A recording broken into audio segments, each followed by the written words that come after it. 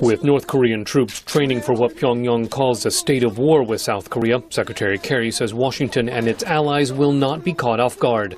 The United States will do what is necessary to defend ourselves and defend our allies, Korea and Japan.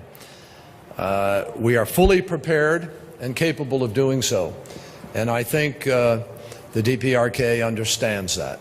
South Korean Foreign Minister Yoon Byung-se says Seoul and Washington are united against these threats. Both Secretary Kerry and I agree that North Korea should abandon its nuclear ambitions and bellicose rhetoric. North Korea says it will restart a plutonium reactor and uranium enrichment plant that was disabled as part of a 2007 deal with China, Japan, Russia, South Korea, and the United States. North Korean leader Kim Jong-un says atomic power is central to his country's survival. Our nuclear strength is a reliable war deterrent and a guarantee to protect our sovereignty.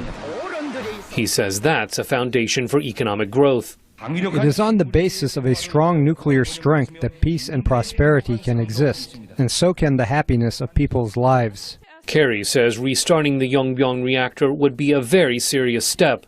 That in itself would be a breach of international standard requirement. It would be a provocative act and completely contrary to the road that we have traveled all of these years. China is crucial to staying on that road to a negotiated settlement, and Beijing appears to share Washington's concern. We call on all sides to be calm and exercise restraint and return as soon as possible to the path of talks and consultations to appropriately resolve the issue. An issue key to Kerry's upcoming trip to the region. The Secretary will be discussing the DPRK's provocations on all of his stops in Northeast Asia on his trip next week. This will be very much front and center, and particularly in Beijing.